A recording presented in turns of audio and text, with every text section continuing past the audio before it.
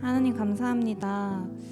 오늘 이 시간 이 자리에 모인 모든 지체들이 시간을 구별하여 또 장소를 구별하여 하나님을 예배하고 높이려고 이 자리에 나왔습니다. 우리의 주제처럼 우리가 모이는 이유, 그리고 우리가 함께하는 이유, 그 모든 이유가 하나님을 찬양하고 높이기 위함임을 고백합니다. 이 시간 동안 우리가 다른 그 무엇도 신경 쓰지 않고 오직 하나님만 기쁘게 즐겁게 높이는 시간 될 수 있도록 인도하여 주세요. 이 시간 히에라티 팀이 나와 찬양을 하게 됩니다. 주님, 이 찬양 시간 동안 함께하여 주시고 주변 시선, 주변 상황 신경 쓰지 않고 기쁨으로 즐거움으로 하나님을 찬양하는 시간 되길 기도합니다. 예배의 모든 시간 주님 앞에 올려드립니다. 예수님의 이름으로 기도합니다. 아멘.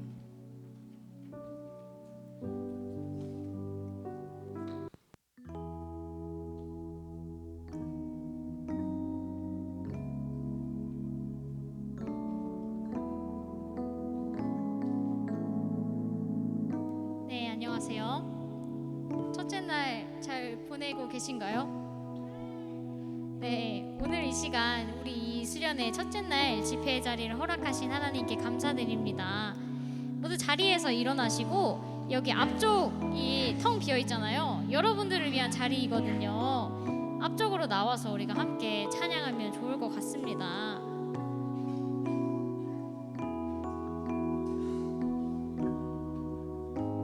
네, 너무 가깝나요? 네.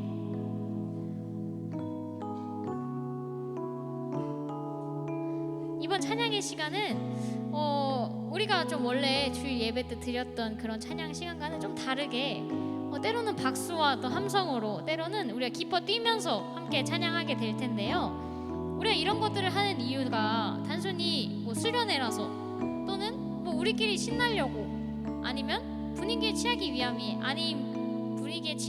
아님을 우리가 모두 알고 있죠. 먼저 기억하길 원합니다. 우리 집회를 통해 오직 하나님만 영광 받으시길 원합니다.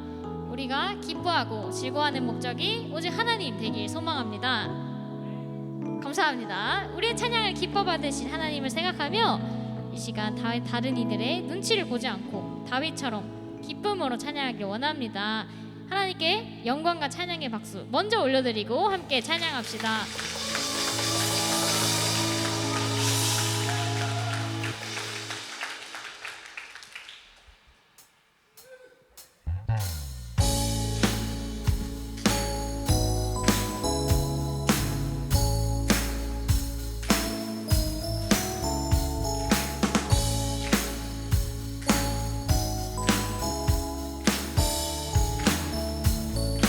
주님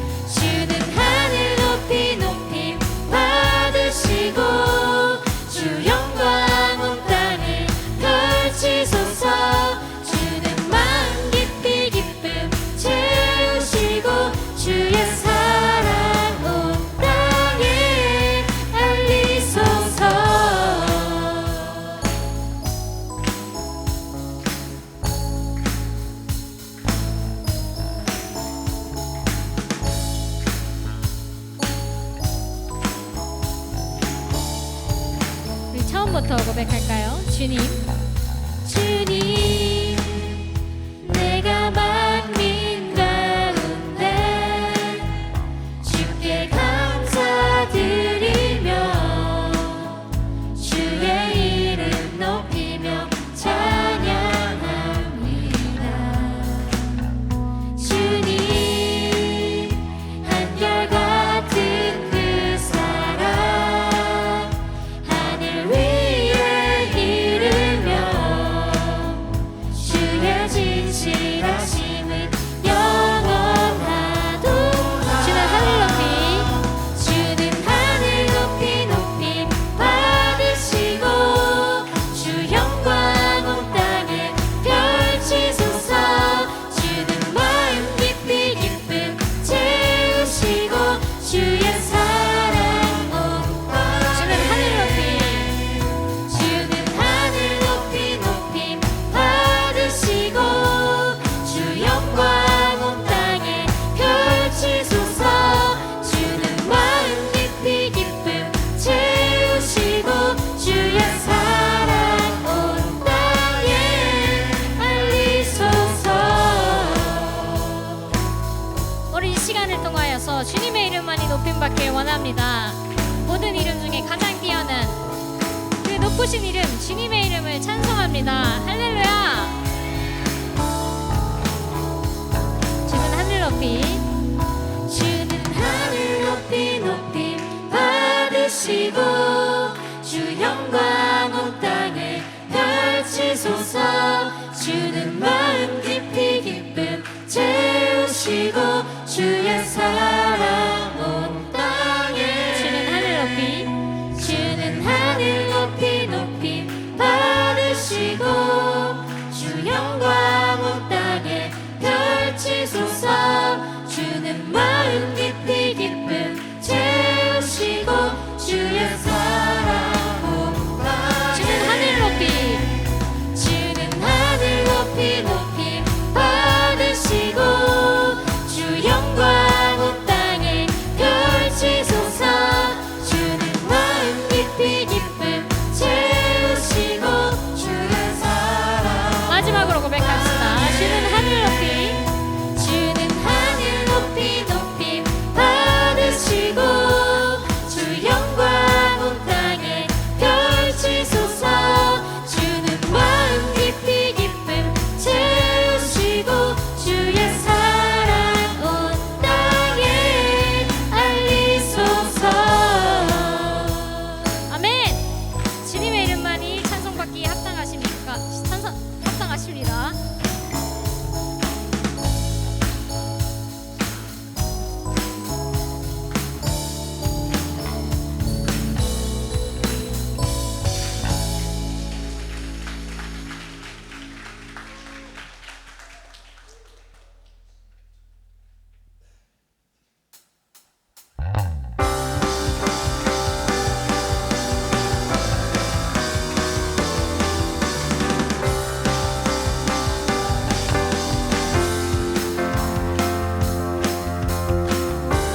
만물의 주인, 만물의 주인, 창조주 하나님, 나의 마음을 정하였사오니 내 마음 다해 주 이름 찬양하리. 마음이 상한 자 고치시고 쓰러진 자 일으키시는 주 위대하시고 위대하시다. 호흡이 있는 모든 자들은 여호와를 찬양할지어다. 내 마음 다해 주 이름 찬양하리. 주는 나의 도움이시요 주는 나의 방패시니 여호와께 감사하리로다. 주의 모든 사자, 주의 모든 사자 모든 군대 일어날지어다. 빛나는 별들과 해와 달도 찬양하라. 주 이름만이 영광이 찬란히 빛나리. 하늘과 땅 온 세대에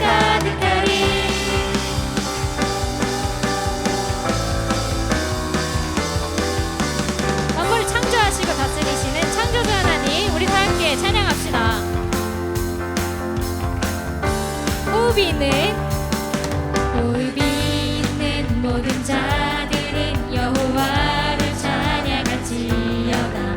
내 마음 다해 주 이름 찬양하리. 주는 나의 도움이시요 주는 나의 방패시니 여호와께 감사하리로다. 주의 모든 사자 주의 모든 사자 모든 군대 일어날지어다. 빛나는 별들과 해와 달도 찬양하라. 주 이름만이 영광이 찬란히 빛나리. 하늘과 땅 온 세대에 가득하리. 주의 모든 사자 주의 모든 사자 모든 군대 일어날지어다. 빛나는 별들과 해와 달도 찬양하라. 주 이름만이 영광이 찬란히 빛나리. 하늘과 땅 온 세대에 가득하리.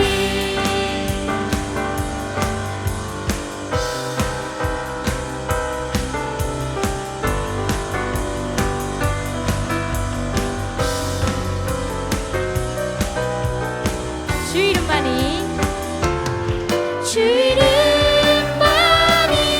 영광이 찬란히 빛나리. 하늘과 땅 온 세대에 가득. 주의 모든 사자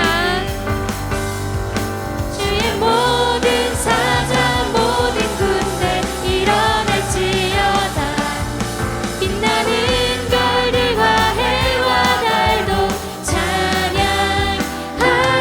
주 이름만이 영광이 찬란히 빛나리. 하늘과 땅 온 세대에 가득하리.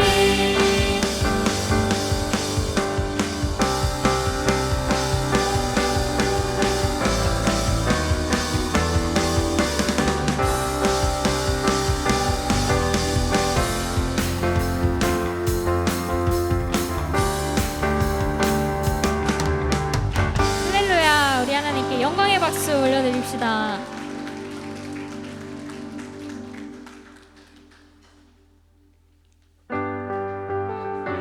더 힘차게 박수치며 하나님을 찬양하겠습니다.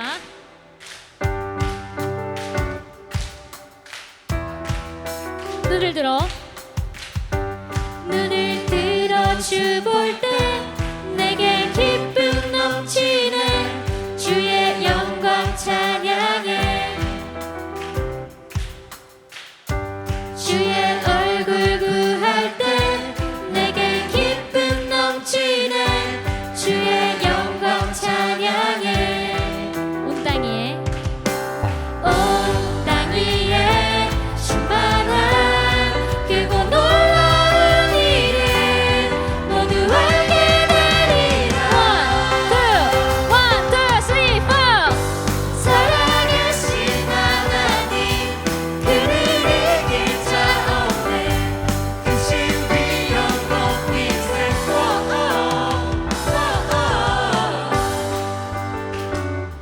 처음부터 고백합시다. 눈을 들어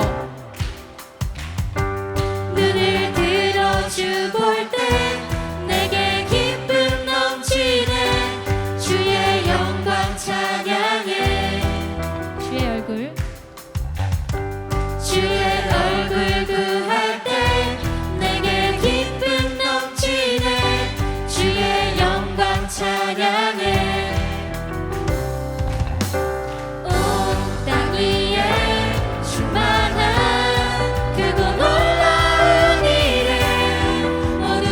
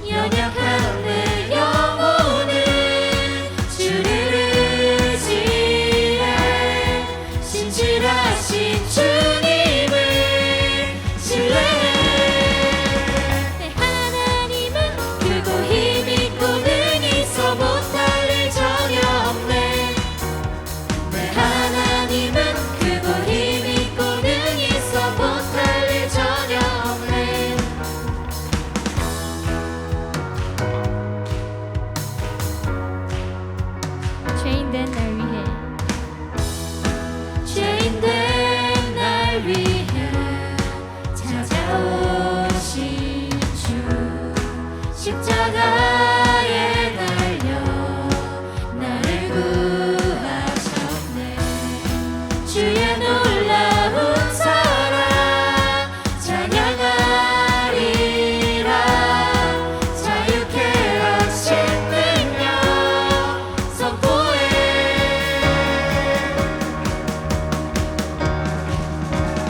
One, two, three, four.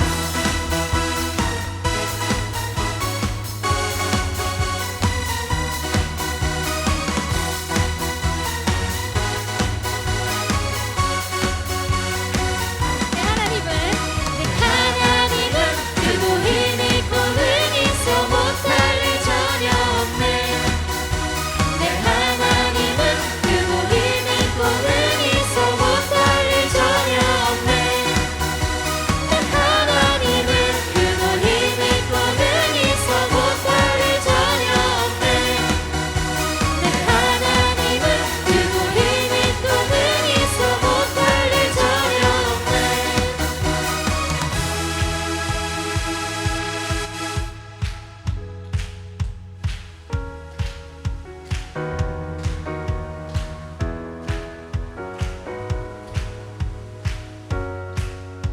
연약한 내 영혼을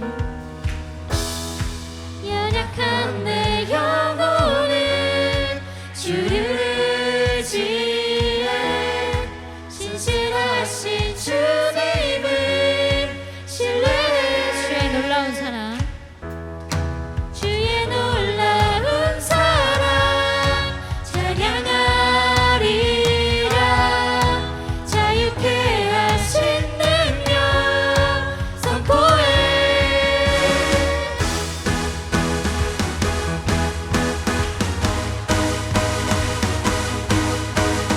우리 이 시간 크신 하나님을 기억하며 마음과 마음을 다해 찬양합시다.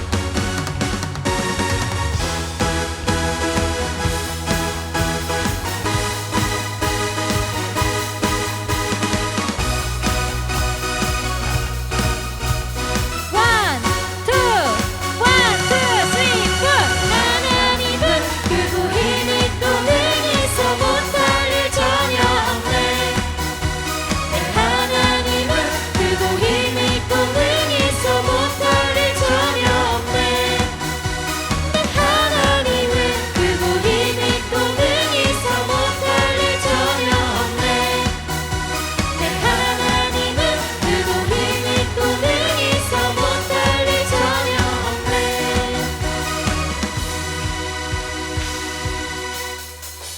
하나님께 영광의 박수 올려드립시다.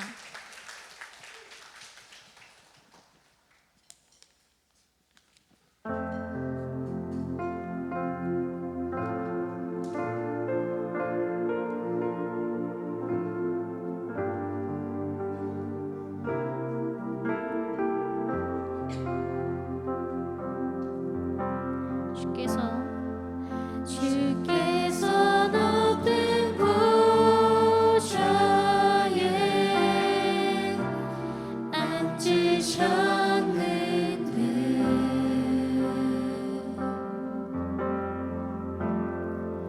그 옷자락은 성전에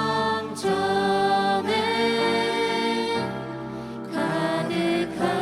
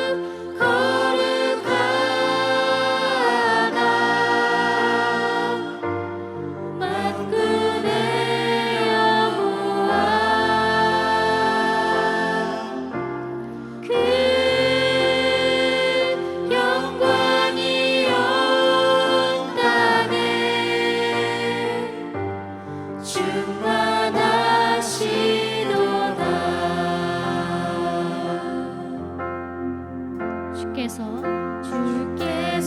높은 보좌에 앉으셨는데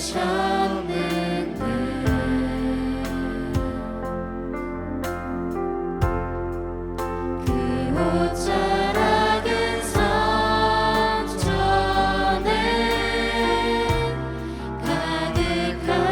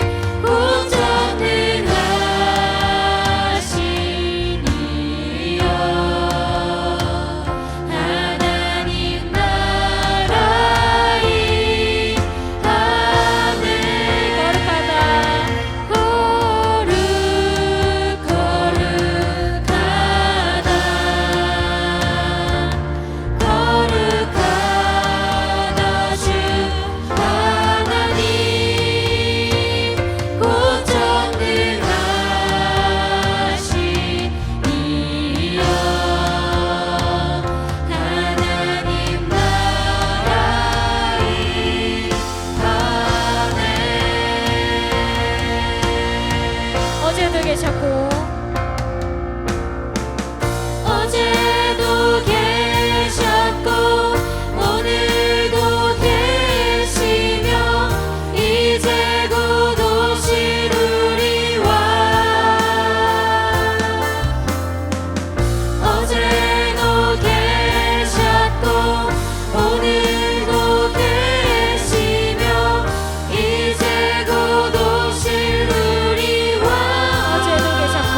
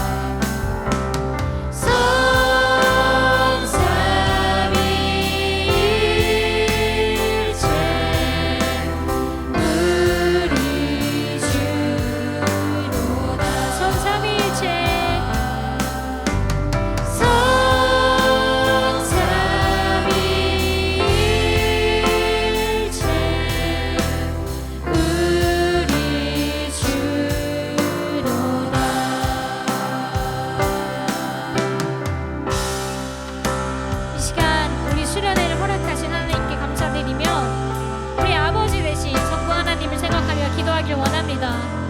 이번 수련회 기간이 내가 드러나고 나 중심으로 돌아가는 시간이 아니라 존귀하신 하나님의 능력과 영광과 위엄만이 드러나는 시간 되게 하여 주시옵소서. 이제 들을 말씀을 통해 성부 하나님을 더욱더 바르게 알아가길 원합니다. 하나님 앞에 우리는 그저 엎드려 거룩하다 거룩하다 거룩하신 우리 하나님이라 외치며 경배하게 하여 주시옵소서. 우리 성부 하나님을 생각하며 함께 기도하도록 하겠습니다. 기도합시다.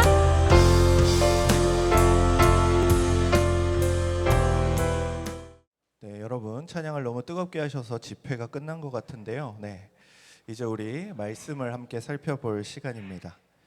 오늘 우리가 함께 살펴볼 하나님의 말씀은 이사야 6장 1절에서 13절까지의 말씀입니다. 이사야 6장 1절에서 13절까지의 말씀입니다.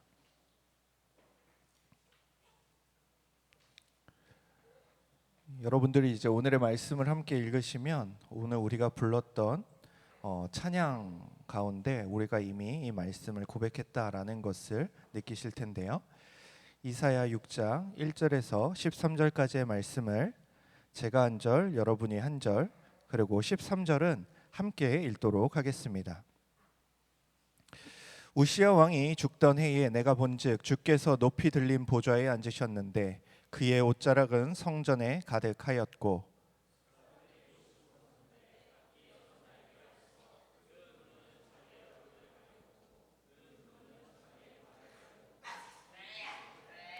서로 불러 이르되 거룩하다 거룩하다 거룩하다 만군의 여호와여 그의 영광이 온 땅에 충만하도다 하더라.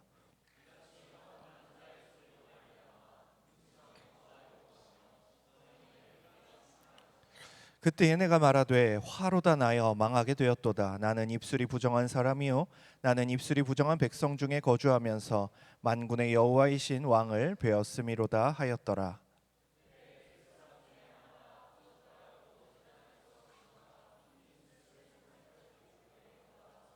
그것을 내 입술에 대며 이르되 보라 이것이 내 입에 닿았으니 네 악이 제하여졌고 네 죄가 사하여졌느니라 하더라.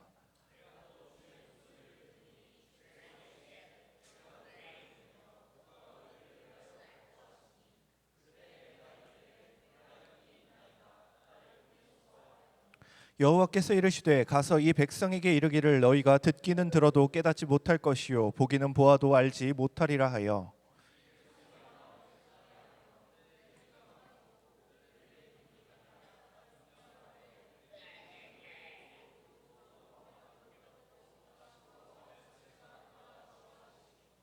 내가 이르되 주여 어느 때까지니이까 하였더니 주께서 대답하시되 성읍들은 황폐하여 주민이 없으며 가옥들에는 사람이 없고 이 토지는 황폐하게 되며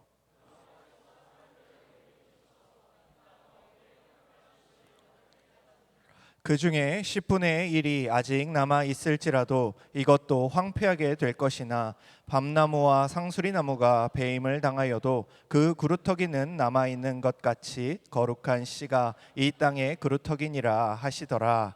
아멘. 오늘부터 우리는 솔리데오 글로리아 곧 오직 하나님께 영광이라는 주제로 2026년 청년부 여름 수련회를 시작합니다. 그리고 이번 수련회의 부제는 예배의 주인 삼위일체 하나님입니다. 우리는 세 번의 집회를 통하여 성부 하나님, 성자 하나님, 그리고 성령 하나님을 함께 바라보려고 합니다. 오늘 첫 번째 시간에는 성부 하나님 영광을 바라보다라는 주제로 이사야가 바라본 하나님의 거룩과 영광을 살펴볼 것입니다. 이번 수련회의 흐름을 간단히 정리하면 이렇습니다. 첫째 날 우리는 하나님의 영광을 바라봅니다. 둘째 날에는 예수 그리스도를 통하여 그 영광 앞으로 나아갑니다. 셋째 날에는 성령 하나님께서 우리를 함께 하나님의 영광이 거하시는 성전으로 세워가심에 대해 말씀을 통해 나누고자 합니다. 그러나 오늘 우리가 성부 하나님을 이야기하고 둘째 날 성자 하나님을 이야기하며 마지막 날 성령 하나님을 이야기한다고 해서 이것이 서로 다른 세 하나님을 말하는 것은 아닙니다. 성부와 성자와 성령은 영원부터 영원까지 한 하나님이십니다. 성부 하나님께서는 성자와 성령 없이 계신 적이 없으며 성자 하나님께서는 성부와 성령 없이 계신 적이 없으시고 성령 하나님께서도 성부와 성자와 분리되어 일하시는 분이 아니시기 때문입니다. 우리는 성부와 성자와 성령을 분명하게 구별하지만 삼위 하나님을 서로 나누거나 분리하지는 않습니다.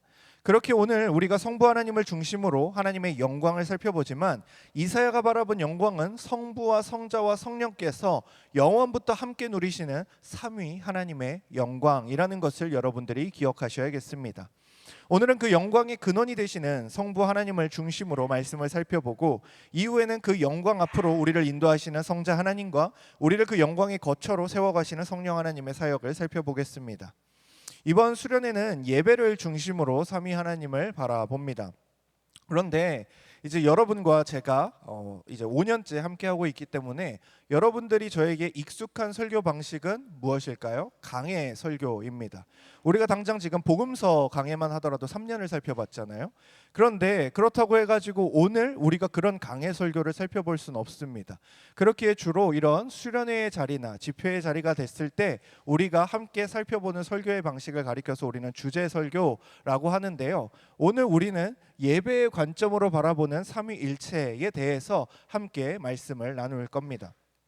그런데 우리는 예배를 생각할 때 찬양과 기도, 설교와 같은 예배의 순서를 먼저 떠올릴 수 있습니다. 왜냐하면 우리가 예배라고 하면 찬양하는 거, 말씀 듣는 거, 기도하는 거라고 생각할 때가 많기 때문이죠. 좋은 찬양과 진실한 기도, 하나님의 말씀을 바르게 선포하고 듣는 것은 모두 중요합니다.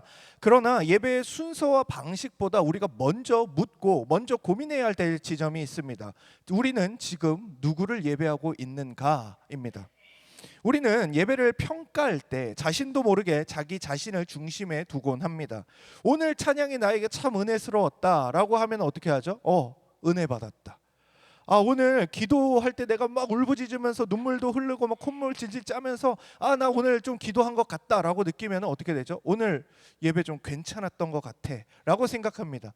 무언가 말씀을 들을 때 내 마음 가운데 위로가 강력히 임하고 그래 내가 앞으로는 이렇게 살아야겠어 라고 생각하면은 오늘 예배 굉장히 성공적이었다라고 판단합니다.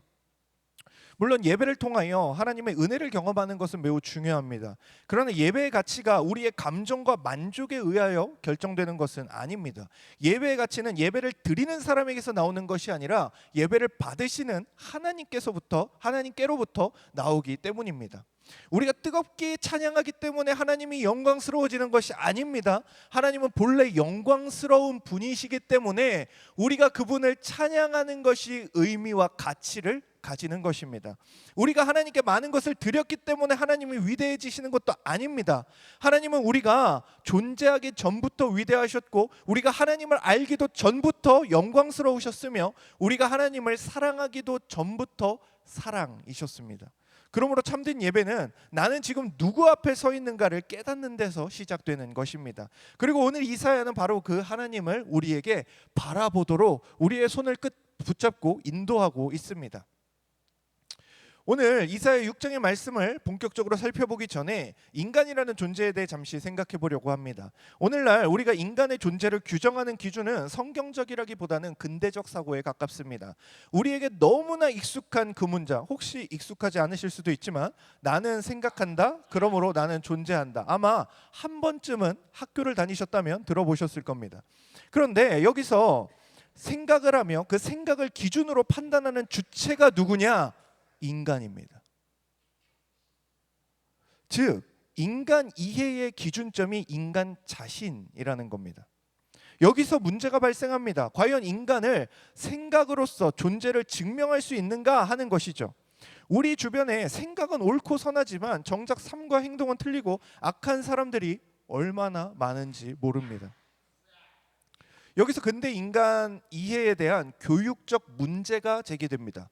인간이 교육받은 대로만 살아가는 존재가 아니더라라는 것이죠. 여러분 교육자 중에 그렇게 나쁜 사람 어디 있습니까? 교육자 중에 너는 앞으로 살인자가 되어야 돼 이렇게 가르치는 사람 없습니다. 너는 참 도둑질 잘하게 생겼어. 이게 너의 달란트야. 이렇게 가르치는 사람 아무도 없습니다.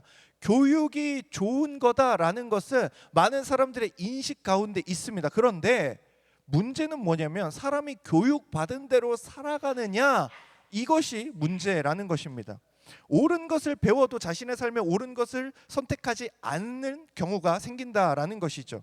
그렇다면 인간을 이성적 존재로 보았던 근대적 인간 이해는 인간에 대한 바른 이해를 담아내고 있다고 말할 수 없다는 결론에 다다르게 됩니다. 왜냐하면 생각과 다른 것을 선택하는 순간 나는 생각하던 그 사람, 그 존재가 아니기 때문입니다. 왜요? 나는 좋은 사람이야. 나는 사람들에게 잘해줄 거고, 나는 오늘 이 수련회에 와가지고 저기 혼자 있는 지체한테 먼저 다가가서 말도 걸 거고, 이 사람과 밥도 같이 먹을 거고, 생각은 이렇게 합니다. 그런데 정작 어떻게 하죠?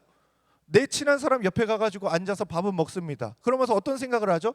아, 쟤랑 같이 있어야 되는데, 쟤랑 좀 같이 대화를 나눠줘야 되는데, 이러면 어떻게 되는 겁니까? 생각과 행동이 분리된 인간으로서 존재한다라는 것이죠.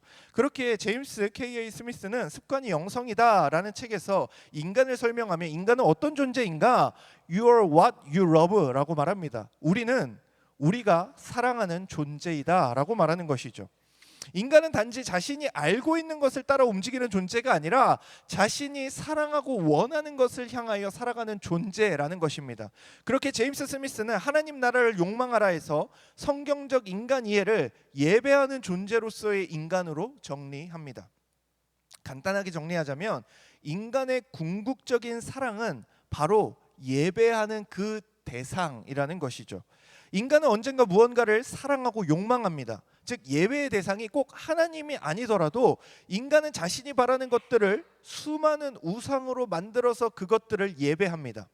이런 측면에서 볼 때 우리가 하나님을 예배한다는 것이 가지는 무거운 의미를 발견하게 됩니다.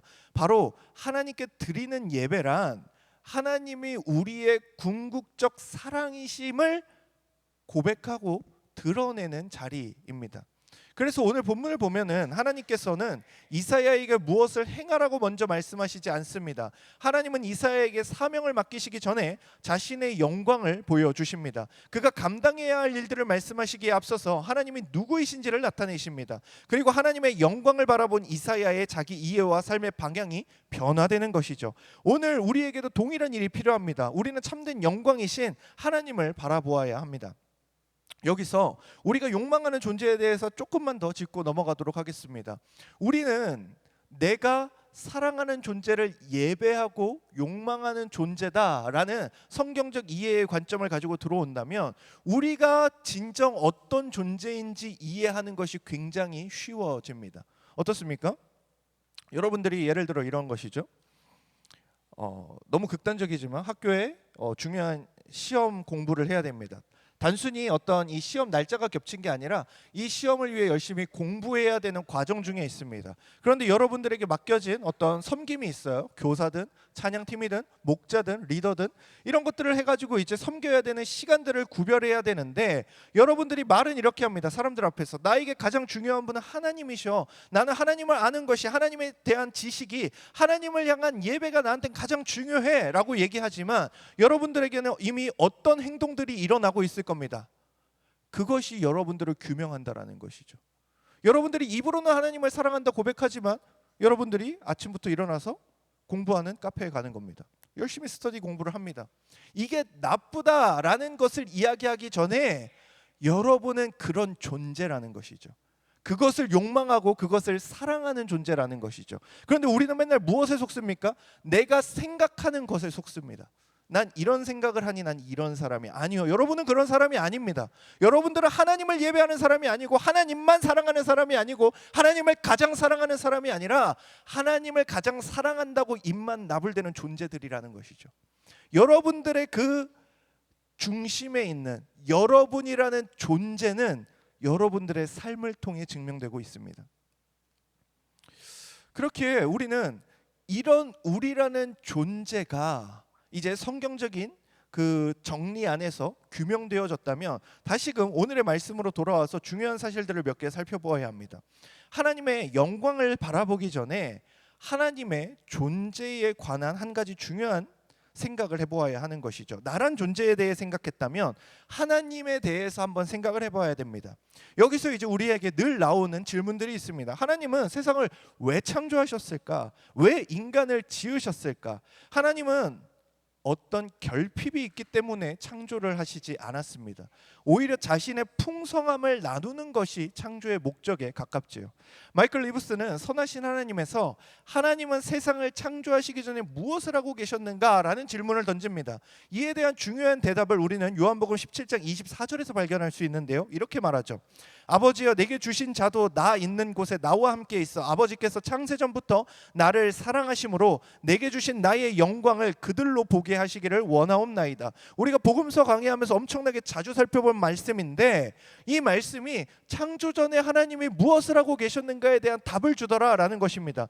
예수님께서 십자가를 앞두고 성부 하나님께 기도하시며 뭐라고 말씀하시는가? 아버지께서 창세 전부터 나를 사랑하셨다. 즉, 내가 이 창조 세계가 있기 전부터, 우리라는 인간이라는 존재가 있기 전부터 하나님께서는 무엇을 하고 계셨나? 성부께서는 성자를 사랑하셨다라고 말합니다. 세상이 존재하기도 전에 사랑이 있습니다. 인간이 존재하기도 전에 사랑이 있습니다. 천사와 모든 피조물들이 존재하기 전에도 성부 하나님께서는 성자를 사랑하십니다. 성부와 성자와 성령의 충만한 생명과 사랑과 교제가 창조 전에 있는 것입니다.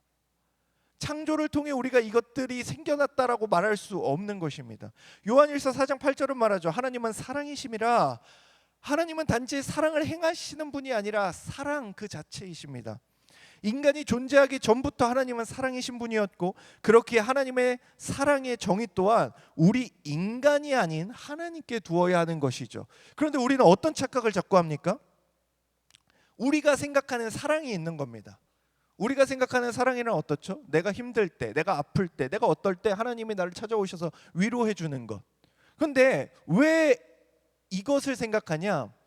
하나님이 그렇게 말씀하셔서가 아니라 내가 그렇게 위로받고 그렇게 뭔가 마음이 회복되는 그 과정을 사랑이라 느끼기 때문입니다. 그래놓고 어떻게 되죠? 하나님께 기도하고 하나님께 예배하고 하나님께 찬양하고 별짓을 다 했는데 뭔가 내 마음에 위로가 없는 것 같아. 내 마음이 때론 차갑고 냉랭한 것 같아. 그러면 어떻게 바로 반응합니까? 하나님은 날 사랑하지 않으시나 봐.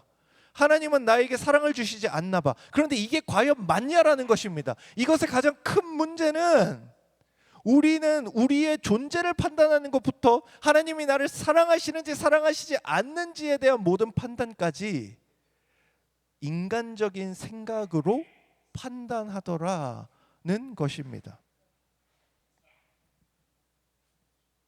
하나님의 영광도 마찬가지입니다. 우리의 찬양이 하나님의 영광을 새롭게 만들어낼 수 없습니다. 하나님은 우리가 하나님을 찬양하지 않을 때에도 영광스러우시고, 우리가 하나님을 인정하지 않는다고 덜 영광스러운 하나님이 되시는 것도 아닙니다. 우리가 예배하지 않는다고 하나님의 거룩과 영광이 줄어들지 않습니다. 우리의 예배는 하나님께 부족한 것을 보충해드리는 행위가 아닙니다. 또한 우리의 무언가를 채우기 위한 시간도 사실은 아닙니다. 예배는 이미 완전하고 충만하신 하나님의 영광을 바라보고 그 영광을 인정하며 기뻐하고 그 영광에 합당하게 응답하는 것입니다. 그렇게 솔리데오 글로리아, 오직 하나님께 영광이라는 이 고백은 삶과 예배의 중심에서 인간이라는 판단의 기준을 내려놓는 고백입니다. 단순히 솔리데오 글로리아, 여기에 가장 큰 문제가 생기는 겁니다. 왜요? 그 영광마저도 인간적인 것으로 돌리려고 하니까. 내가 하나님 이 정도 해드렸으면 영광 좀 받으셔야 되는 거 아닙니까? 내가 이 정도 했으면, 내가 이렇게까지 희생하고 헌신했으면 하나님 영광 좀 받으셨겠죠 라고 생각하니 거기서 문제가 생기는 겁니다. 실컷 나는 하나님께 영광을 돌린 것 같은데 아무것도 안 한 것이죠. 나의 감정과 성공, 만족과 필요가 예배의 중심이 아니라는 고백이 우리의 예배 가운데 이루어져야겠습니다. 교회와 예배가 나를 만족시키기 위하여 존재하는 것이 아니라 하나님께서 모든 영광을 받으시기에 합당한 분이라는 그 고백을 우리는 올려드려야 합니다. 그리고 오늘 이사야는 바로 그 하나님을 바라보게 합니다. 이제 말씀으로 들어갑니다. 오늘 본문 이사야 6장 1절은 이렇게 시작합니다. 우시야 왕이 죽던 해에 내가 본즉 주께서 높이 들린 보좌에 앉으셨는데 그의 옷자락은 성전에 가득하였고. 이사야는 곧바로 하나님의 보좌를 이야기하지 않고 먼저 한 왕의 죽음을 이야기합니다. 우시야 왕이 죽던 해에. 우시야는 어떤 왕이었을까요? 이를 이해하기 위해서는 역대하 26장에 기록된 우시야의 삶을 함께 살펴볼 필요가 있는데요. 역대하 26장 3절에서 5절을 제가 읽어드리겠습니다. 한번 잘 들어보시기 바라요. 우시야가 왕위에 오를 때의 나이가 16세라 16살이죠. 예루살렘에서 52년간 다스리니라. 그의 어머니의 이름은 여골리아요 예루살렘 사람이더라. 우시야가 그의 아버지 아마시아의 모든 행위대로 여호와 보시기에 정직하게 행하며 하나님의 묵시를 밝히 하는 스가랴가 사는 날에 하나님을 찾았고 그가 여호와를 찾을 동안에는 하나님이 형통하게 하셨더라. 우시야는 16살에 왕이 되어서 52년 동안 유다를 다스렸습니다. 52년은 엄청나게 긴 시간입니다. 여기 52년 산 사람 별로 없죠. 여기 우리 2명 합쳐도 52년 안 되는 사람들이 꽤 있어요. 그렇게 긴 시간 동안 우시야는 유다를 다스렸습니다. 여러 왕 중에 한 명이 아니라 한 시대를 대표하는 왕이었던 것이죠. 우시야의 시대에 유다는 크게 성장했다고 말합니다. 그는 블레셋과의 전쟁에서 승리했고 여러 지역에 성을 건축합니다. 예루살렘에는 망대와 성벽을 세웁니다. 군대를 정비하고 새로운 군사 장비를 갖추었습니다. 농업도 목축도 발전하였습니다. 역대하 26장 15절은 우시야에 대해 이렇게 기록합니다. 또 예루살렘에서 재주 있는 사람들에게 무기를 고안하게 하여 망대와 성곽 위에 두어 화살과 큰 돌을 쏘고 던지게 하였으니 그의 이름이 멀리 퍼짐은 이게 중요한데요. 기이한 도우심을 얻어 강성하여짐이 얻더라라고 말합니다. 성경에서 대놓고 우시야가 이렇게 강성해질 수 있었던 이유가 뭐냐? 기이한 도우심을 얻어서였다라고 말합니다. 우시야의 유다는 정치적으로 안정되고 이제 군사적으로도 강해졌습니다. 그러나 성경은 우시야가 강해질 수 있었던 이유를 이 사람이 무언가를 잘해서가 아니라 기이한 도우심 때문이었다라고 설명하는 것이죠. 우시야가 자신의 능력으로 강해진 것이 아니라 하나님께서 그를 도우셨다는 겁니다. 그런데 우시야는 어느 순간 자신을 도우신 하나님을 잊어버립니다. 역대하 26장 16절은 그의 인생이 변하게 된 중요한 원인을 기록합니다. 이렇게 말해요. 그가 강성하여짐에 그의 마음이 교만하여 악을 행하여 그의 하나님 여호와께 범죄하되 곧 여호와의 성전에 들어가서 향단에 분향하려 한지라. 그가 강성하여지니까 그의 마음이 교만하고 악을 행하였다라고 말합니다. 우리는 인생을 살아가면서 강성하기를 원합니다. 강한 자, 힘 있는 자, 권세 있는 자가 되기를 원합니다. 그것이 우리의 인생을 바꿀 수 있을 것 같고 그렇게 살아야 우리의 인생이 행복하고 즐거울 것 같다라고 느낄 때가 많이 있습니다. 그런데 정말 그러냐는 거죠. 성경은 정말 강한 사람이 복 있다. 권력을 가진 사람이 하나님께 복 받은 사람이다. 물질이 많은 사람이 복이 있는 사람이다. 오래 사는 사람이 복 있는 사람이다 라고 말하느냐라는 겁니다. 그렇지 않다라는 것이죠. 물론 우시야가 강해진 것 자체가 문제는 아니었습니다. 이것은 은혜입니다. 하나님께서 그를 도우셨고 나라를 강하게 하셨습니다. 그러나 하나님께서 주신 성공과 힘이 어느 순간 그의 마음을 교만하게 만들었습니다. 그렇게 그는 하나님께서 아론의 자손인 제사장들에게 맡기신 분향의 일까지 자신이 직접 행하려고 합니다. 여러분, 우리가 이럴 때가 얼마나 많습니까? 많은 청소년들이 가장 간절할 때가 있습니다. 수능 때랑 재수할 때죠. 그때만큼 이 눈이 착할 때가 별로 없어요. 그때는 막 눈이 선해. 늘 언제 이렇게 톡 건드리면 막 눈물 주르르 흘릴 것처럼 막 그러고 와. 그리고 막 기도해 달래. 그래서 막 기도하겠다 막 이러면 뭐라고 말하는 줄 아십니까? 저 반드시 대학 가서 교회 안 나올 거예요. 이렇게 말하는 사람 아무도 없습니다. 대학 가면 저 진짜 봉사도 열심히 하고요. 열심히 교사도 하고요. 뭐 찬양팀도 하고요. 뭐 다 할 것처럼 얘기해요. 그리고 대학 붙은 사람 중에 그거 하는 사람 못 봤어요. 다 어떻게 되는 줄 아세요? 나오던 교회마저 안 나와요. 시험이 있어서, MT가 있어서, 동아리 모임이 있어서, 뭐 때문에 바빠서. 여러분, 이거를 지금 제가 나쁘다라는 게 아니에요. 지금 대학에 붙은 게 잘못됐다라는 게 아니에요. 그게 하나님의 은혜라면 은혜를 은혜답게 쓸 줄 알아야 되는데, 우리는 받은 은혜를 하나님을 배반하고 하나님을 배신하는 용도로 사용하고 있더라라는 것이죠. 우시야 역시도 마찬가지입니다. 그가 강해진 것은 하나님의 도움이었습니다. 그런데 그 도움으로 인하여 그가 어떻게 되는가? 마음이 교만하여졌다라고 말합니다. 그가 이제 제사장들이 해야 될 일마저 자기가 하려고 하니까 제사장들이 우시야를 막으면서 이렇게 말합니다. 우시야여, 여호와께 분향하는 일이 왕이 할 바가 아니요 오직 분향하기 위하여 구별함을 받은 아론의 자손 제사장들이 할 바니 성소에서 나가소서. 왕이 범죄하였으니 하나님 여호와에게서 영광을 얻지 못하리이다 라고 선언합니다.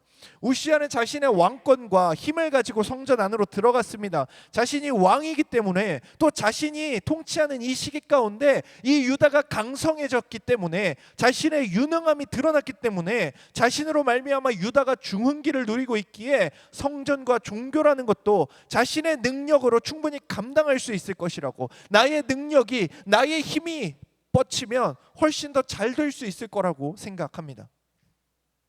그 자리를 하나님이 제사장에게 맡기셨다는 것을 망각하고 무시한 것이죠. 이제 자신이 무언가 잘 되자 저것도 내가 하면 잘 될 거야 라는 교만에 휩싸이게 된 겁니다. 그러나 아무리 그가 잘났다 하더라도 하나님 앞에서는 한낱 피조물에 불과합니다.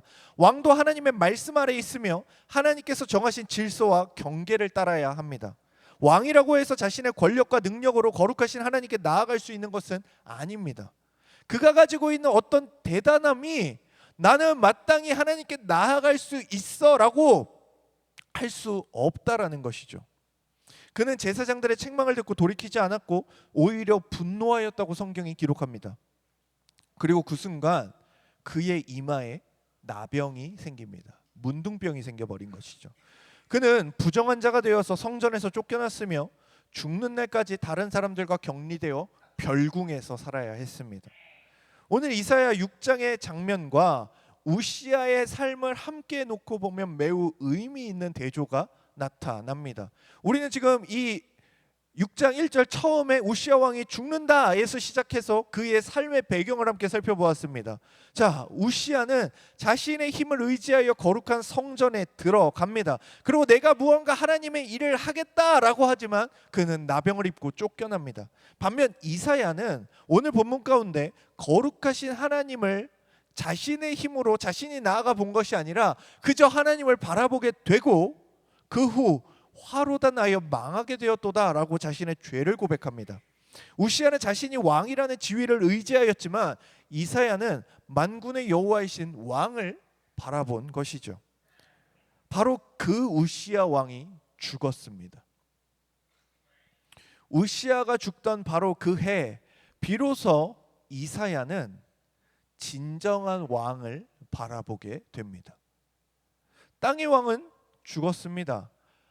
너무나 유능한 왕이었고 유다의 부흥을 이끌었던 왕이었으며 이 왕이 없으면 우리 유다의 운명이 어떻게 될 것인가 겁이 날 지경의 성군이었고 대단한 왕이었습니다.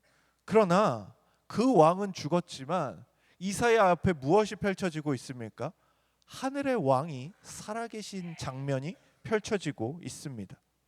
인간의 왕좌는 비었으나 하나님의 보좌는 비어있지 않습니다. 유다의 중흥을 이끌었던 우시야의 시대는 끝났지만 하나님의 통치는 끝나지 않았습니다. 세상의 권력은 변하고 아무리 강한 나라도 언젠가는 쇠퇴합니다. 우리가 안정적이라고 믿었던 직장도 사라질 수 있고 경제적인 환경이 흔들릴 수도 있으며 건강이 무너지고 사랑했던 사람이 떠날 수도 있습니다. 하나님께서 허락하신 좋은 선물들도 영원하지는 않습니다. 그러나 우리의 상황이 평안할 때도 하나님은 왕이시고 우리가 세운 계획이 무너질 때도 하나님은 왕이십니다. 기도의 응답을 경험할 때에도 왕이시며 오랫동안 응답을 기다리는 순간에도 하나님의 통치는 멈추지 않습니다. 우리가 하나님을 왕으로 인정하기 때문에 하나님이 왕이 되시는 것이 아닙니다. 하나님은 그저 본래 왕이십니다. 그러므로 예배는 하나님을 왕으로 만들어 드리는 시간이 아닙니다. 이미 왕이신 하나님 앞에 우리가 서는 시간입니다. 이사야는 1절에서 주께서 높이 들린 보좌에 앉으셨다고 말합니다. 보좌는 통치와 왕권, 권위를 상징합니다. 그런데 하나님의 보좌는 높이 들려 있습니다. 인간의 모든 왕좌보다 높은 자리였지요. 우리는 종종 세상과 현실의 문제를 너무 크게 바라봅니다. 우리의 연약함은 그럴 수 있습니다. 그러나 하나님이 더 크고 위대하시다는 것을 잊어서는 안 됩니다. 믿음은 우리 앞에 문제가 작다라고 이야기하지 않습니다. 고통이 존재하지 않는다고 외면하지도 않습니다. 믿음은 문제보다 크고 높으신 하나님을 바라보는 것입니다. 흔들리는 세상 위에 흔들리지 않는 하나님의 보좌가 있다는 사실을 믿는 것, 이것이 믿음입니다. 이사야는 하나님에 대해 말하지만 하나님의 얼굴과 모습을 자세히 묘사하지는 않습니다. 인간의 언어와 상상으로 하나님의 영광을 온전히 설명할 수도 구현해낼 수도 없기 때문이죠. 그렇기에 구약에서 하나님의 강림과 그분의 영광은 보통 어떤 식으로 우리에게 드러나게 되는가? 구름과 연기로 가리워진 채 드러나게 됩니다. 왜 그럴까요? 막 하나님의 영광은 막 태양빛처럼 뭐 어쩌고 저쩌고 뭐 보석처럼 어쩌고 저쩌고 이러면 좋을 것 같은데 오히려 성경은 그 반대 방식을 택합니다. 가리는 방식. 왜요? 그것이 드러나면 그 앞에 살 사람이 없기 때문입니다. 살 존재가 없을 만큼 거룩과 영광의 존재가 바로 하나님이시기 때문입니다. 그분의 영광은 이처럼 때로는 훨씬 절제된 용어로 또 도무지 표현할 수 없는 것으로 드러납니다. 그러나 그렇다고 해서 그분의 영광이 작거나 거룩이 부족한 것은 아닙니다. 여러분, USB에 용량을 초과하는 파일은 아무리 담으려고 해도 담을 수가 없습니다. 왜요? 이게 존재하지 않아서요? 아니요. 존재하는데 너무 커서요. 너무 커서 담길 수가 없는 것입니다. 하나님의 영광과 거룩은 인간의 어떠한 방법으로도 온전히 표현하고 담아낼 수 없습니다. 그렇게 오히려 이사야는 하나님의 영광과 거룩을 스랍이라는 천사들을 통하여 드러내는데 2절입니다. 스랍들이 모시고 섰는데 각기 6날개가 있어 그 둘로는 자기 얼굴을 가리었고 그 둘로는 자기의 발을 가리었고 그 둘로는 날며. 여러분들이 구약을 읽어보시면 알겠지만 구약에서는 하나님 외에 하나님의 사자인 천사라는 이 존재도 굉장히 우리보다 훨씬 상위의 존재로, 영광스러운 존재로, 우리가 감히 다가갈 수 없는 존재로 비춰집니다. 그런데 그런 스랍이라는 천사의 존재가 지금 무엇을 하고 있느냐? 하나님 앞에서 자신의 눈을, 발을 가리고 날고 있는 겁니다. 천사들은 하나님의 보좌 가까이에서 하나님을 섬기는 천상의 존재들입니다. 우리와 달리 죄도 없는 존재들입니다. 그러나 그들도 죄가 없이 그렇게 영광스러운 존재들조차도 하나님의 영광 앞에서 자신의 얼굴을 가립니다. 하나님 가까이에 있다고 해서 하나님을 가볍게 또는 친숙하게 여기지 않습니다. 오히려 그분의 거룩과 위엄을 더 깊이 경외합니다. 하나님께 가까이 있다는 것은 그분을 가볍게 당연하게 여길 수 있다는 뜻이 아닙니다. 우리는 오랫동안 교회에 다니며 예배의 순서와 찬양을 익숙하게 알고 기도할 때 사용하는 언어와 성경의 이야기도 많이 알고 있습니다. 그리고 여러분들 중에 이 화성교회에서 태어난 분들도 굉장히 많죠. 이제 이 교회가 내 집 같고 이곳이 나에게 너무나 익숙한 내 나와바리가 되어버려서 우리가 무엇을 잊을 때가 많습니까? 종종 하나님 앞에 나오고 있다는 사실을 잊을 때가 있지는 않습니까? 익숙하기에 가깝게 느껴지기에 이런 것들을 핑계 삼아서 우리는 하나님을 가볍게 여길 수는 없습니다. 그 앞에 날고 있는 천사들조차도 영원에 가까운 시간을 그들의 눈을 가리고 얼굴을 가리고 발을 가리고 납니다. 그런데 우리가 하나님을 대하는 모습은, 하나님 앞에 나오는 모습은, 하나님의 예배를 대하는 우리의 모습은 때때로 무가치한 것을 대하는 모습일 때가 많습니다. 우린 예배하러 나오는 것이지 영화관에 온 것이 아닙니다. 과자 하나 먹고 커피 한 잔 마시면서 오늘의 예배가 어떻게 진행되는지 구경하는 존재들이 아니라는 겁니다. 그건 여러분이 하나님께 얼마나 익숙하던지 간에, 여러분들이 이 예배 공간이 얼마나 익숙하던지 간에 상관이 없습니다. 그것은 하나님을 향한 경외와 관련된 것입니다. 죄가 없는 천사도 그럴진데 우리는 더욱 겸비하고 조심해야 하는 것이죠. 그리고 심지어 여러분들이 리더십이나 교사로 섬기고 계시다면 여러분들의 모습을 보는 그 지체들, 학생들로 말미암아 여러분들은 여러분들의 모든 삶의 그 모습에 하나님을 향한 경외를 담아내셔야 됩니다. 어느 정도. 적어도 이 천사가 그 앞에서 자신의 얼굴을 가리고 발을 가렸던 것만큼의, 그렇게 하나님에 관한 말을 많이 한다는 것이 반드시 하나님을 깊이 경외한다는 뜻은 아닙니다. 오히려 하나님의 이름을 자주 부르기 때문에 그 이름을 가볍게 여길 위험도 있습니다. 하나님의 사랑과 용서를 말하면서 죄를 가볍게 여기거나 하나님의 은혜를 자신의 삶을 합리화하는 근거로 사용할 때도 있습니다. 그러나 하나님을 가장 가까이에서 섬기던 스랍들은 자신들의 얼굴을 가리고 외치죠. 3절입니다. 거룩하다, 거룩하다, 거룩하다. 만군의 여호와여, 그의 영광이 온 땅에 충만하도다. 거룩하다라는 말이 3번 반복되는데, 이제 가끔 이제 이야기를 끼워 맞추기 좋아하시는 분들은 봐봐, 삼위 하나님이니까 거룩하다 3번 하는 거야 라고 할 때가 있으나 본문의 의미는 그런 의미는 아닙니다. 하나님의 거룩하심이 완전하며 절대적이라는 사실을 드러내는 완전수로서의 3번인 것이죠. 하나님의 거룩은 단지 도덕적인 흠이 없다는 의미도 아닙니다. 모든 완전함과 아름다움을 포함하는 언어입니다. 그렇다면 이 영광과 거룩은 하나님 아버지께만, 성부에게만 해당되는 것일까요? 우리는 신약 성경을 통하여 이사야가 바라본 영광을 더 자세히 이해할 수 있는데요. 요한복음 12장 41절입니다. 여기서 요한은 이사야 6장의 말씀을 인용한 후 이렇게 설명합니다. 이사야가 이렇게 말한 것은 주의 영광을 보고 주를 가리켜 말한 것이라. 요한복음의 문맥에서 이사야가 바라본 영광은 예수 그리스도의 영광과 연결되어집니다.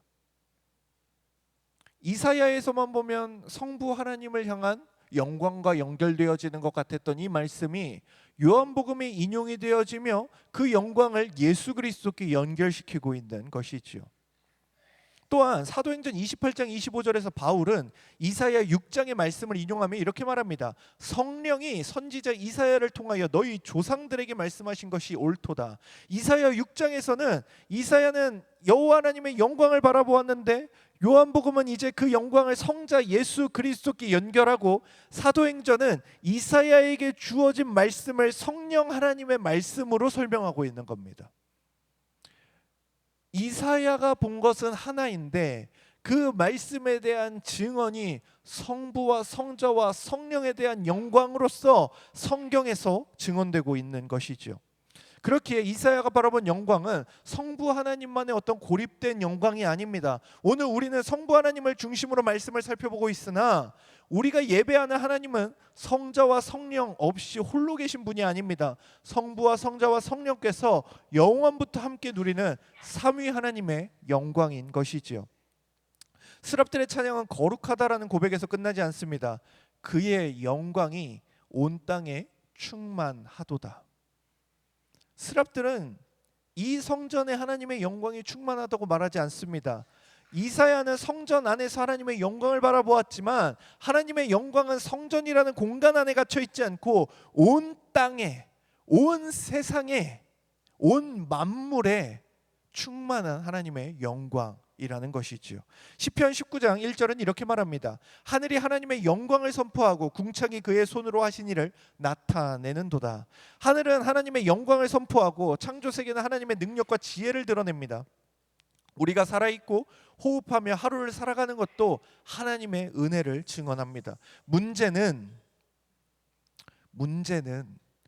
우리가 그 영광을 바라보지 못한다라는 겁니다.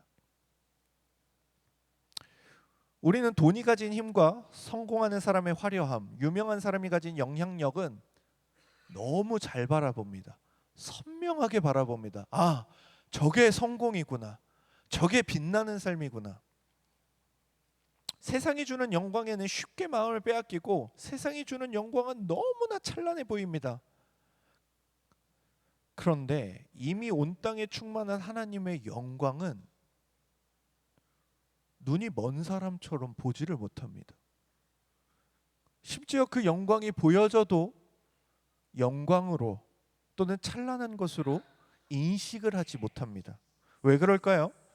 보이지 않는 것보다 보이는 것에 우리의 모든 관심을 쏟기 때문입니다. 그렇게 예배는 이미 온 땅에 충만한 하나님의 영광 앞에서 우리의 눈이 열리고 우리의 마음과 삶의 중심이 다시 하나님께로 향하는 시간이 예배입니다. 보이는 세계만을 바라보던 우리의 눈이 보이지 않는 세계를 바라보게 되는 시간입니다. 예배는 세상의 영광에 빼앗겼던 우리의 시선이 하나님의 보좌로 돌이켜지는 시간이며 세상과 세상이 주는 것을 향한 우리의 사랑과 욕망이 다시금 하나님을 향하는 것입니다.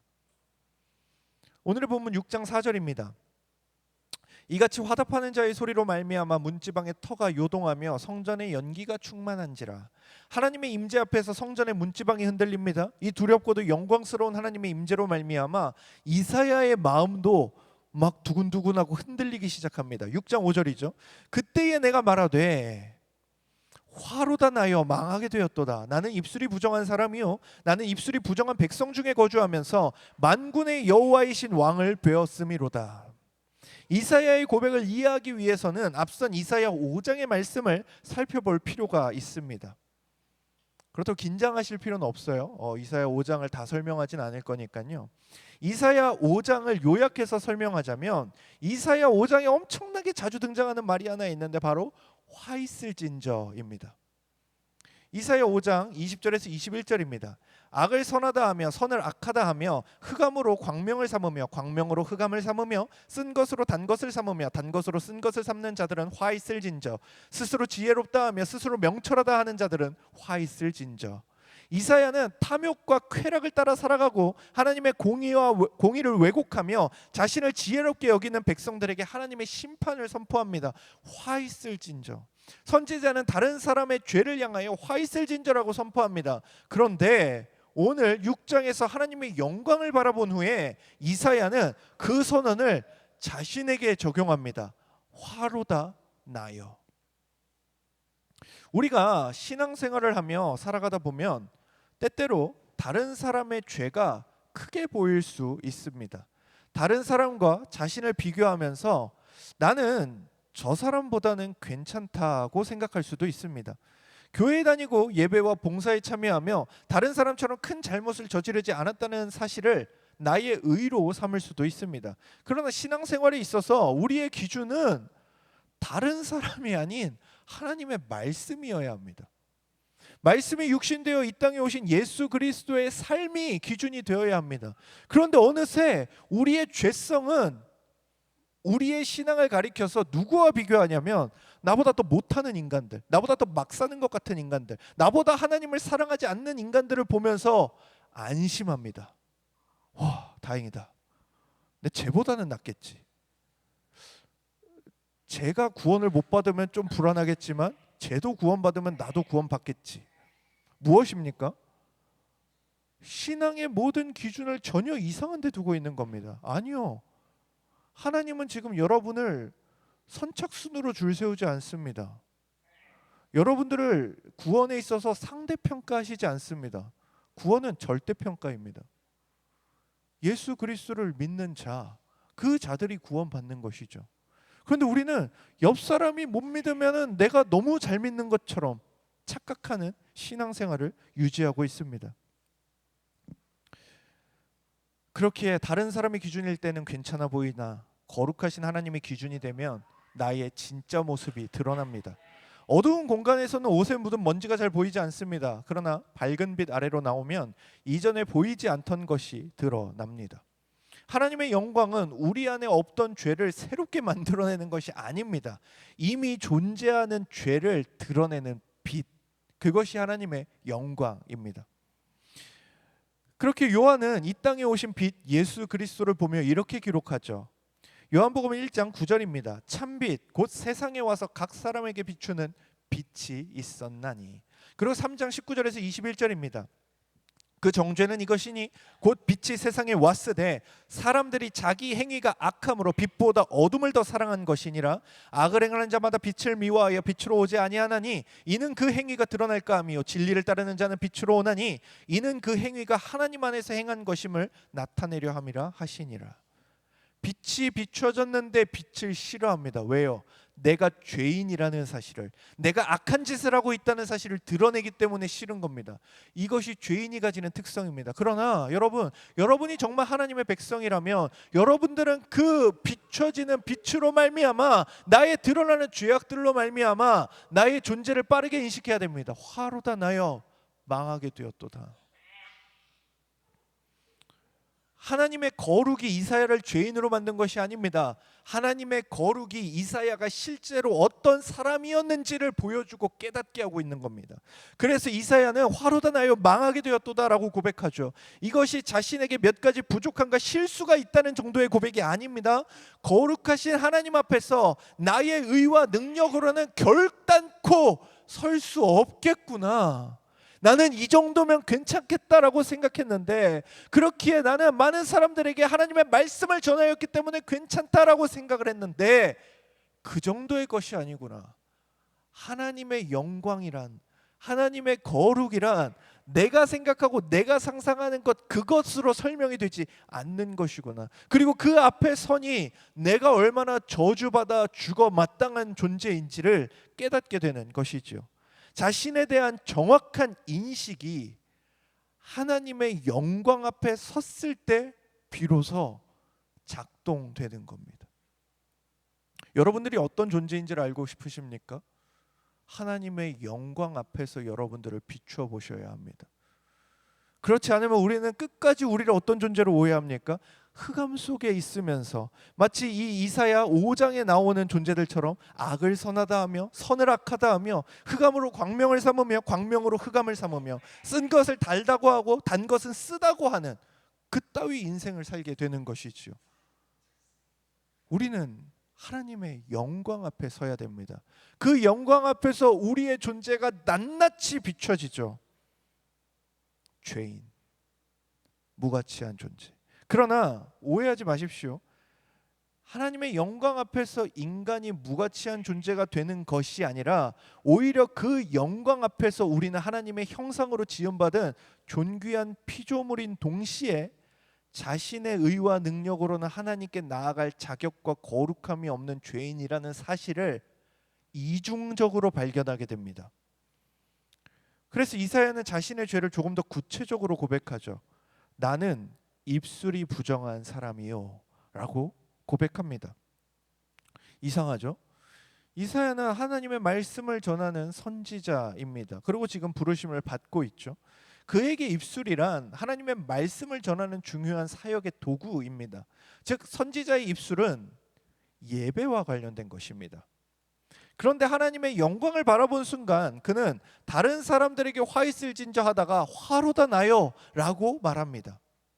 다른 사람들의 죄가 문제가 아니라 말씀을 전하는 나의 입술이 부정하다는 사실을 발견합니다. 이는 자신의 어떤 생각과 판단보다 하나님의 영광과 거룩은 비할 데 없이 높고 존귀했기 때문입니다. 내가 노력해서 산다고, 나의 입술을 노력해서 정결하게 한다고 해결될 수준의 문제가 아니라는 겁니다. 하나님의 말씀을 전하는 사람도 하나님의 거룩하심 앞에서는 은혜가 필요한 죄인입니다. 다른 사람에게 말씀을 가르치는 사람도 은혜가 필요하고 섬기는 일을 감당하는 찬양팀, 교사, 목자, 리더 모두 마찬가지입니다. 우리 중에 그 누구도 교회에서 나는 거룩해라고 군림하며 살아갈 수 있는 존재는 없습니다. 그것은 여러분들이 이후에 집사가 되건 장로가 되건 권사가 되건 마찬가지입니다. 여러분의 직분이 여러분의 거룩함을 증명하지 않습니다.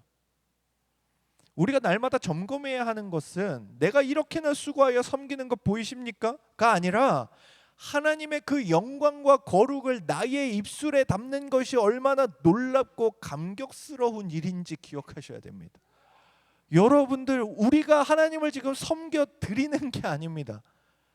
우리가 하나님에 대해 말할 때 우리는 생각해야 됩니다. 내가 이 거룩한 말씀을 담아도 되는 존재가 맞는가?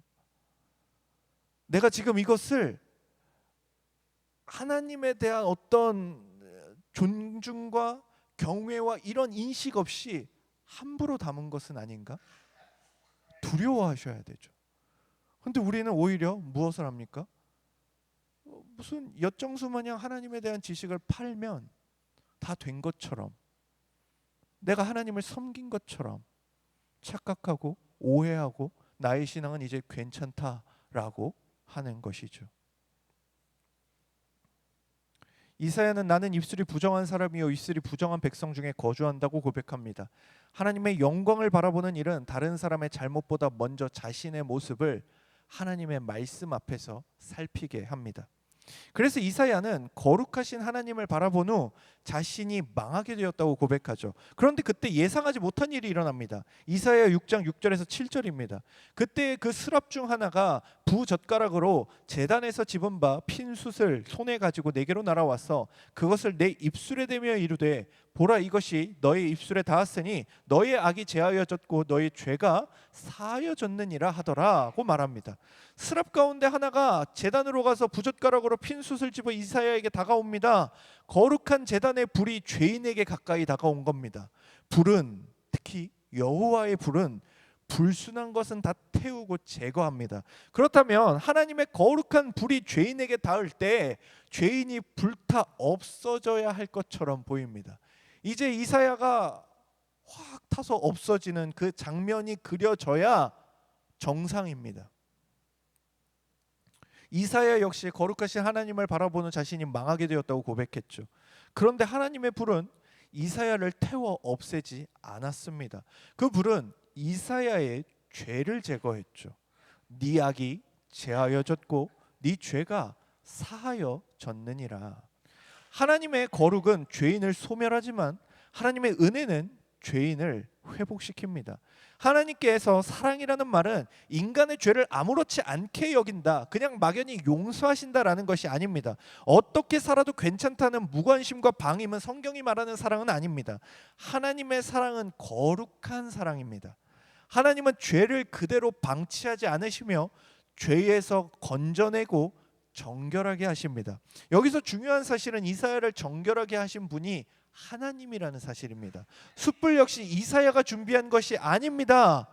하나님이 준비하신 것입니다. 제단에서 나왔습니다. 제단은 희생과 속죄의 자리입니다. 이사야가 거룩하신 하나님 앞에 살아남을 수 있었던 이유는 자신의 도덕적인 노력과 신앙적인 열심 때문이 아니라 하나님께서 마련하신 정결과 속죄의 은혜 때문이었습니다.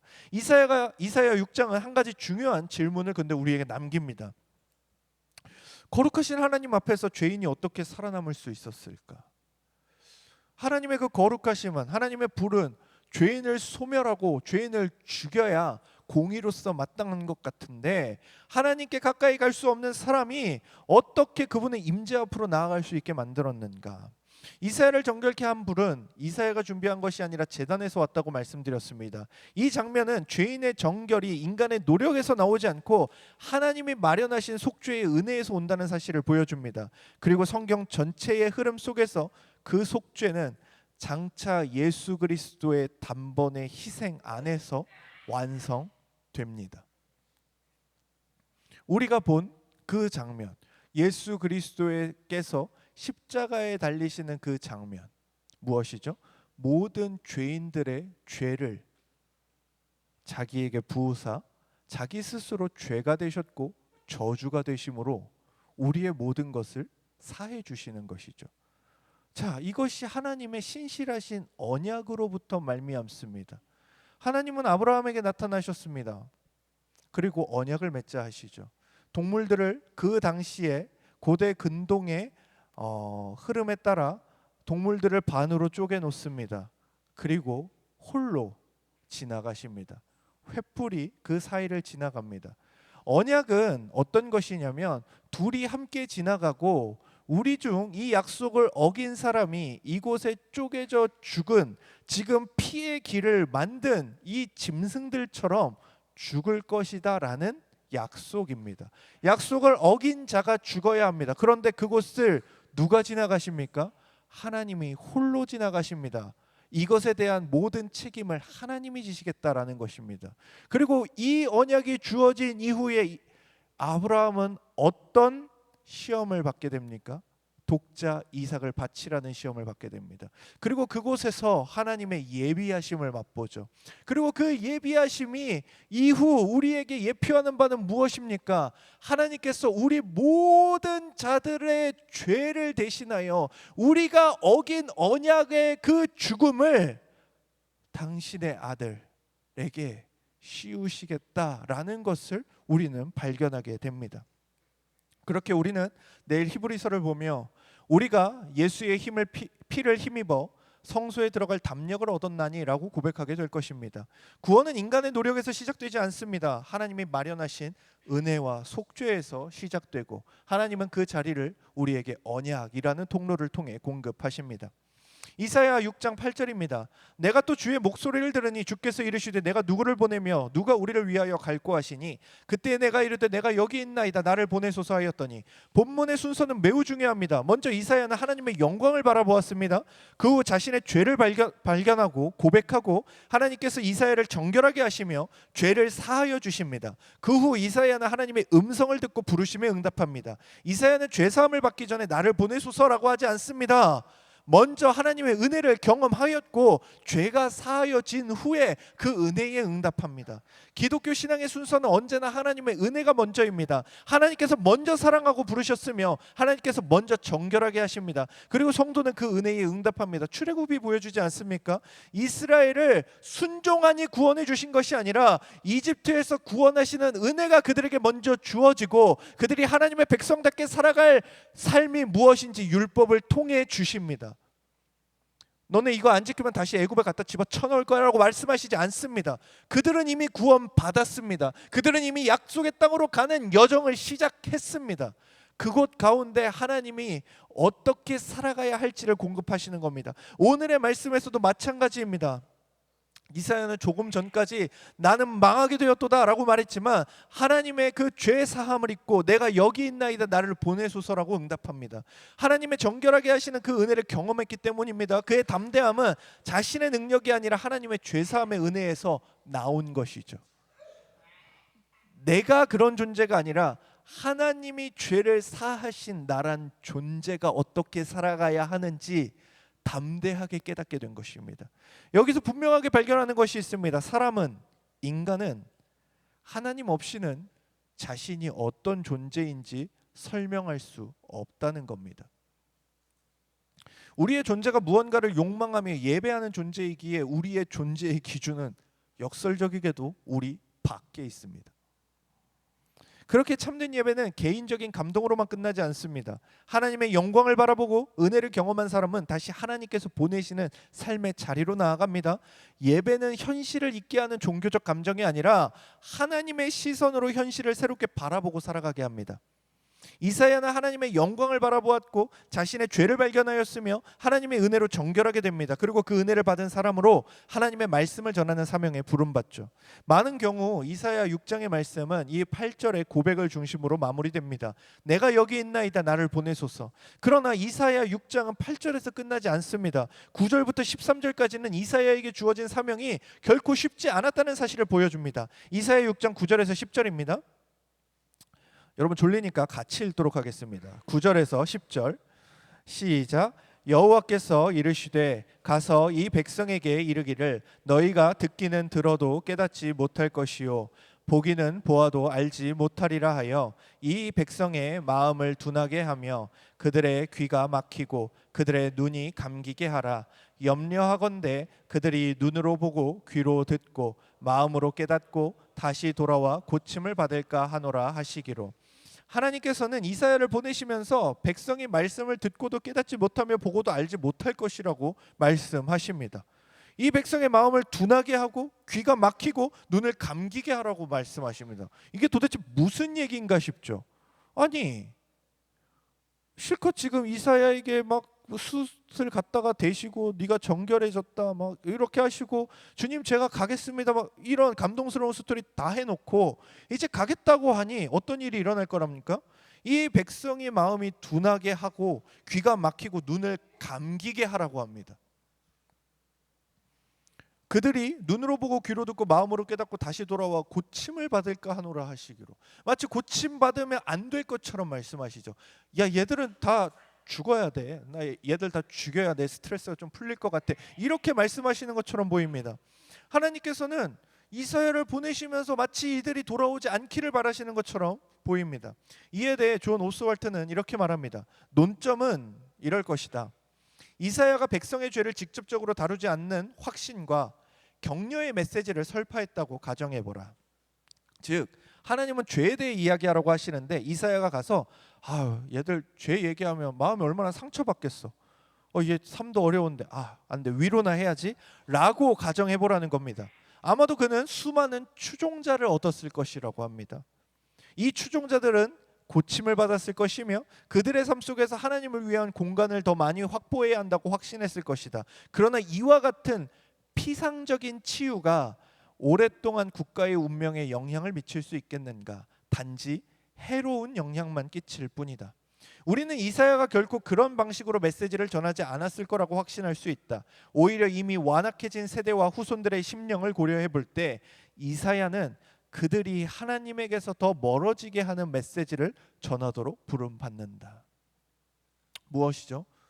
마음이 이미 너무 완악해져서 너흰 죄인이야 라는 그 말에 대해 역기능이 일어난다라는 거죠. 내가 왜?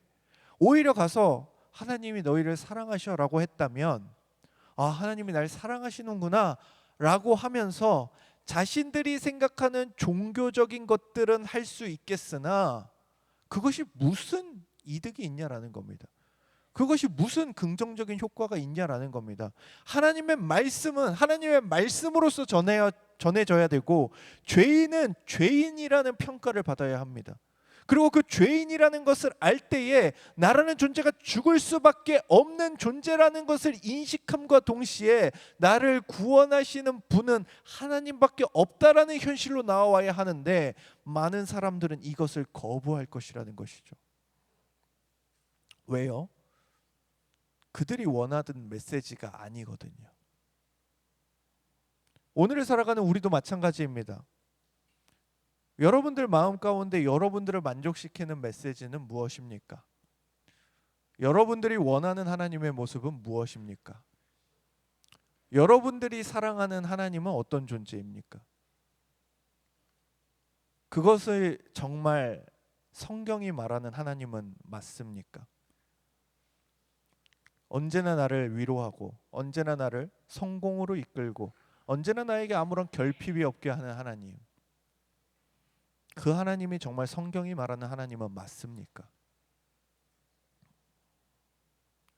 이사야 1장 11절에서 13절 하나님은 이렇게 말씀하십니다. 여호와께서 말씀하시되 너희의 무수한 재물이 내게 무엇이 유익하뇨? 나는 순양의 번제와 살찐 짐승의 기름에 배불렀고 숫송아지나 어린 양이나 순념소의 피를 기뻐하지 아니하노라. 너희가 내 앞에 보이러 오니 이것을 누가 너희에게 요구하였느냐? 내 마당만 밟을 뿐이라. 헛된 재물을 다시 가져오지 말라. 이스라엘은 예배의 형식은 가지고 있었습니다. 이들이 지금 하나님을 완전히 떠났냐? 그렇지 않죠. 오히려 하나님을 더 열받게 하고 있죠. 하나님을 더 화나게 만들고 있습니다. 왜요? 온전한 마음은 실지 않으면서 자신들의 종교적 만족을 채우는 모든 일들은 하고 있었거든요. 그들의 삶은 하나님을 떠나 있습니다. 하나님의 이름을 부르고 성전에 모였지만 약한 사람에게 불의를 행하고 우상을 따라 살아갑니다. 이사야 5장에서도 그들은 악을 선하다고 말하며 자신들을 지혜롭게 여깁니다. 이사야 6장의 말씀은 오랫동안 하나님의 말씀을 거절한 백성의 완고함을 드러냅니다. 이사야는 하나님께 묻습니다. 주여, 어느 때까지니까? 하나님은 성읍들이 황폐하고 주민이 없으며 백성이 땅에서 멀리 옮겨질 때까지라고 말씀하십니다. 이사야에게 맡겨진 사명은 많은 사람이 즉시 회개하고 눈에 보이는 성장을 이루는 사역이 아니었습니다. 오히려 사람들에게 거절당할 말씀을 전해야 하는 사명이었습니다. 여러분 오늘 우리가 여러분들이 이제 제가 뒤에서 같이 찬양하다 보니 뜨겁게 찬양하셨는데요. 이런 겁니다.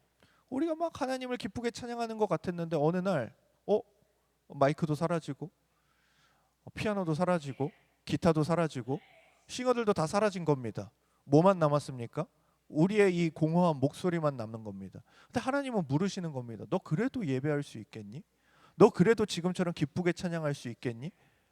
근데 우리의 마음속에 하나님 그래도 드럼은 있어야 되지 않을까? 막 이런 마음이 든다면 이게 과연 우리의 예배가, 우리의 찬양에 대한 기쁨이 어디서부터 나오는지 확인 좀 하라라는 것이죠. 하나님 그래도 세션은 있어야 되지 않을까요? 하나님이 물으시는 거죠. 그게 왜 나를 향한 예배니? 이사야는 사람들이 듣지 않는다고 하나님의 말씀을 바꿀 수 없었습니다. 눈에 보이는 결과가 없다고 사명을 포기할 수도 없습니다. 하나님의 영광을 바라본 사람에게 가장 중요한 것은 자신의 성공이 아니라 하나님의 말씀에 대한 충성이기 때문입니다. 솔리데오 글로리아라는 고백은 성공한 후에 하나님께 모든 영광을 돌립니다 라고 말하는 것을 의미하지 않습니다. 그래서 우리는 때때로 이런 거 부러워하죠. 막 연말 12월 돼가지고 막 시상식 때 막 연예인들 나와가지고 모든 영광을 하나님께 올려드립니다. 그럼 뭐 하고 싶어요? 나도 저러고 싶다. 나도 좀 저런 높은 자리에서, 저런 박수 받는 자리에서, 저렇게 많은 사람들이 참 박수치고 존경해주는 자리에서 나도 하나님께 영광을 돌리면 얼마나 좋을까? 이게 우리 생각이라고요. 인간적인 생각. 하나님은 그곳에서도 찬송받으셔야겠지만 내가 모든 것을 잃고 실패하고 넘어지고 또 파산하고 그래서 나에게 남은 것이 없어서 모든 사람들이 와가지고 야 너 어떻게 된 거야? 다른 신을 섬겨야 되는 거 아니니? 라고 묻는 그 순간에도 하나님께 영광을 돌리는 것, 그것이 그리스도인의 삶이어야 된다라고 말하고 있는 겁니다. 왜 너희의 영광의 기준은 하나님이 너희를 높이실 때만 작동하냐라는 겁니다. 너희를 낮추실 때도 너희는 하나님께 영광을 돌릴 수 있는가를 오늘 우리에게 묻고 있죠. 그렇기에 앞에서 살펴본 제임스 스미스의 인간 이해를 다시 한번 생각해 보아야 합니다. 인간은 자신이 사랑하는 것을 향하여 살아갑니다. 사람의 인정을 가장 중요하게 여긴다면 여러분은 사람의 반응에 따라 움직일 겁니다. 여러분들이 사람의 반응에 따라 교회에서 봉사한다면 여러분들은 하나님을 사랑하는 것이 아니라 사람의 인정을 사랑하는 것이죠. 성공을 가장 사랑한다면 눈에 보이는 결과가 자신의 삶을 결정할 것입니다. 편안함을 가장 중요하게 여긴다면 어려운 사명들은 다 피해갈 겁니다. 그러나 하나님의 영광을 바라보고 사랑하는 사람은 자신의 성공보다 하나님의 뜻을 중요하게 여깁니다. 이사야는 하나님의 영광을 바라보았고 그 영광은 그의 삶의 방향을 변화시켰습니다. 그런데 이사야 6장의 말씀은 심판의 말씀으로만 끝나지 않습니다. 드디어 마지막인데요. 13절입니다.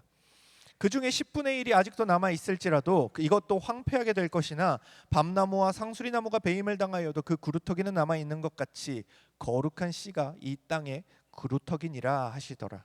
성읍은 황폐해질 것입니다. 하나님께서 이제 이 민족을 심판하실 것이거든요. 이 민족은 황폐해질 거고 백성은 땅에서 멀리 옮겨질 겁니다. 나무가 베어지는 것처럼 이스라엘은 하나님의 심판을 경험하게 될 것입니다. 그런데 하나님께서는 마지막에 그루터기가 남아있다고 말씀하십니다. 나무는 베어지지만 그루터기는 남습니다.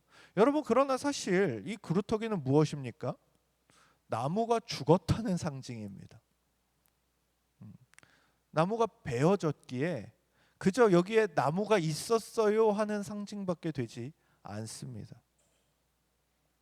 그런데 하나님은 그것에 가치를 두십니다. 나무는 베어지지만 그루터기는 남습니다. 이스라엘은 심판을 받지만 하나님의 약속은 사라지지 않습니다.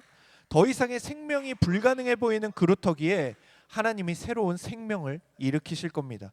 이스라엘의 소망은 강한 왕, 좋은 군주에 있지 않습니다. 언약을 이루시는 하나님의 신실하심에 있는 겁니다. 이 그루터기의 이미지는 이후 이사야 11장으로 이어지죠. 이사야 11장 1절에서 2절입니다. 이새의 줄기에서 한 싹이 나며 그의 뿌리에서 한 가지가 나서 결실할 것이요 그의 위에 여호와의 영 곧 지혜와 총명의 영이요 모략과 재능의 영이요 지식과 여호와를 경외하는 영이 강림하시리니 베어져서 이제 썩는 것밖에 할 것이 없는 구루터기만 남은 것 같은 이스라엘에서 새로운 싹이 납니다. 그 새싹은 장차 오실 메시아를 향하며 예수 그리스도를 바라보게 합니다. 인간은 실패합니다. 우시아도 실패했고 이후 등장하는 아하스, 히스기야 역시 완전한 왕이 아니었습니다. 이스라엘 백성도 하나님의 말씀을 온전히 지키지 못했습니다. 그러나 하나님께서는 약속을 포기하지 않으십니다. 하나님은 참된 왕을 보내시며 거룩한 씨를 통하여 자신의 구원을 이루십니다.